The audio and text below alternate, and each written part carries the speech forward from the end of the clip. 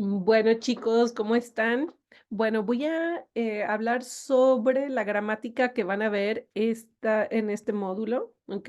Que es los verbos irregulares del pretérito. So, irregular preterites, ¿ok? You already went through the regular preterites. There are a lot of irregularities in the preterite, so we're going to go over those.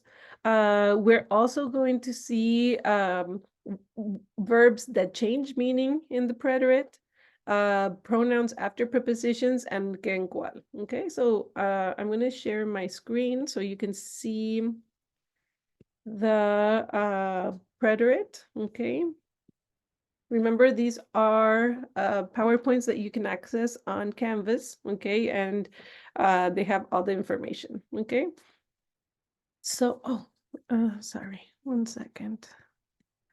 I don't know which one you're seeing. Here it is.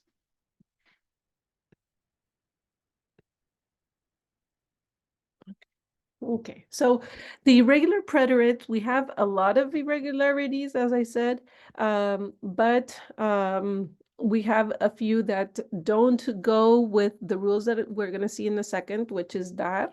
Dar has its own, right? And it's yo di, tú diste, él dio, nosotros dimos, vosotros disteis, y ellos dieron.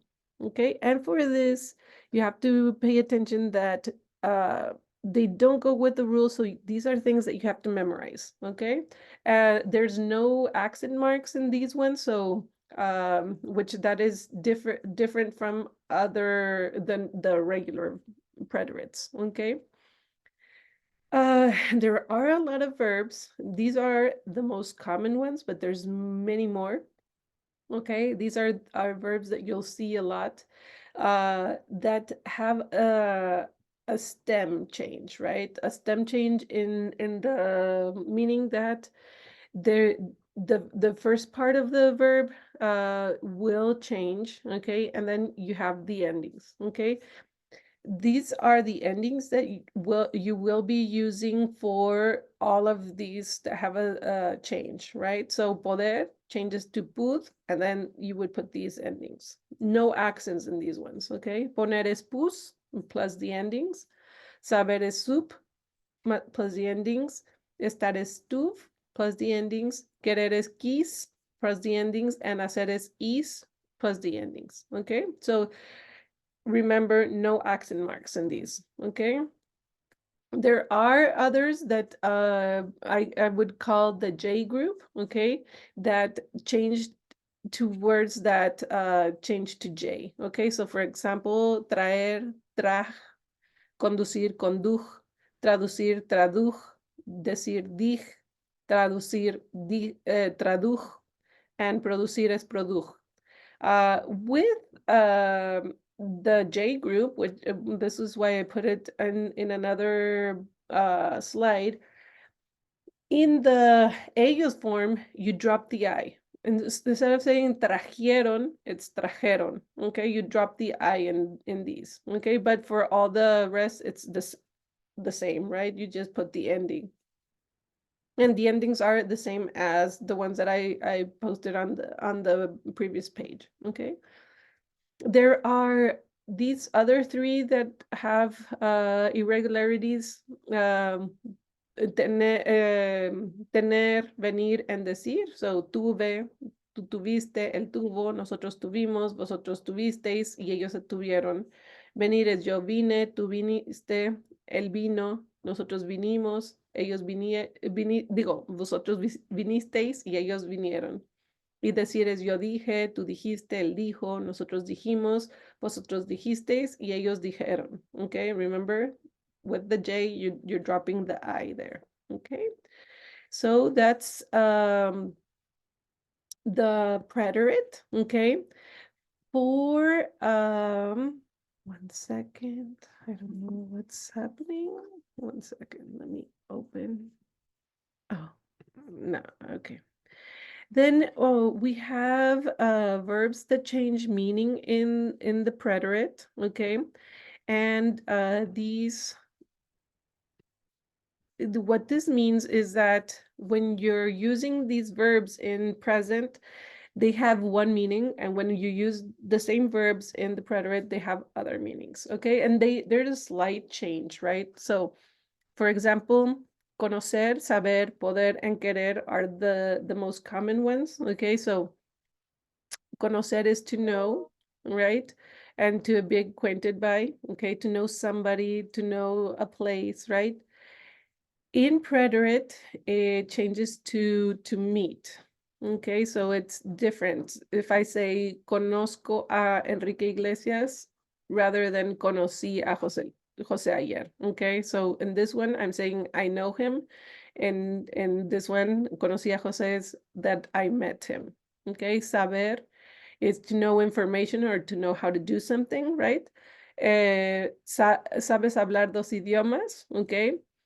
But in preterite, if I say supe que te vas de viaje a la siguiente semana, is that I found out, right?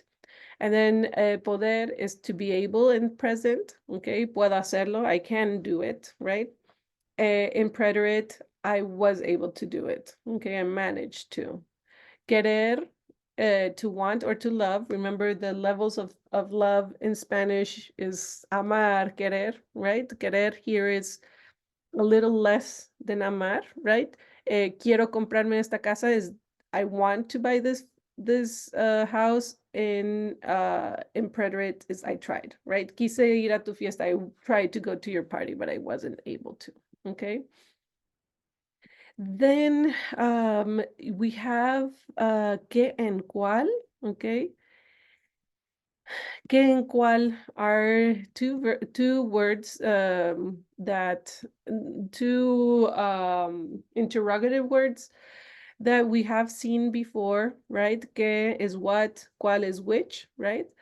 Um, so what you would use que as you would use any what question, right? Ask for a definition, right? An explanation. Cuál is you're choosing something from different possibilities, right? So for example, ¿qué es una manzana? I'm asking you for a definition of an apple. ¿Cuáles son, cuál de todos los dulces quieres? Is you have like a table full of toys, no, candies, and you're asking somebody to choose one, okay?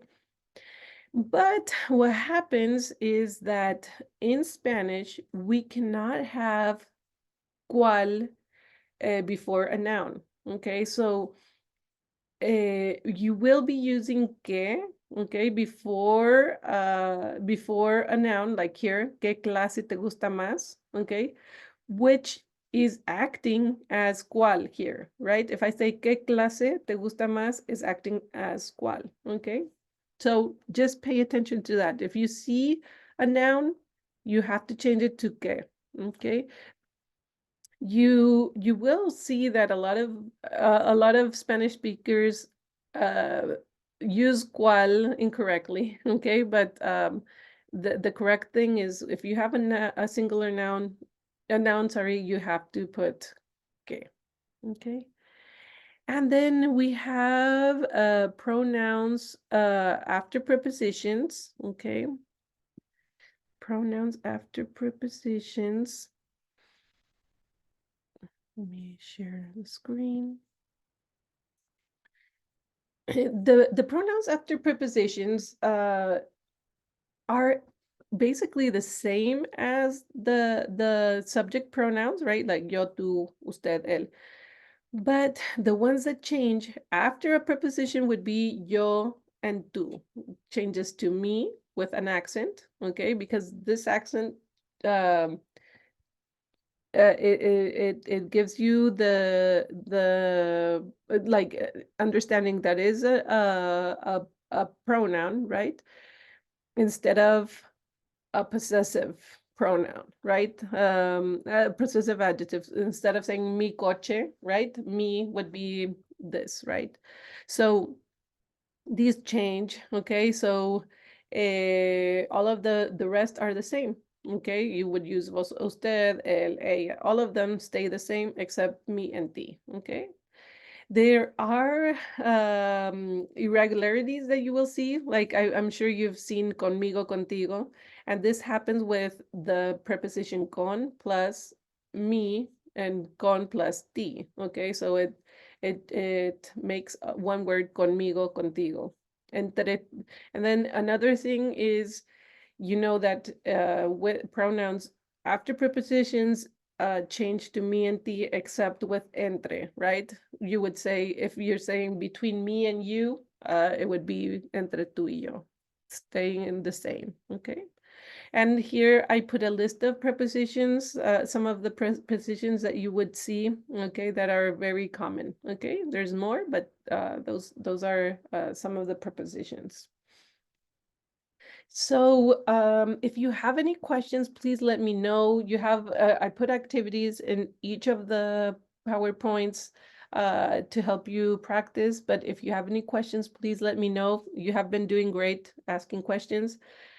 Continue doing that, okay? Espero que tengan buen fin de semana. Cuídense mucho. Hasta luego.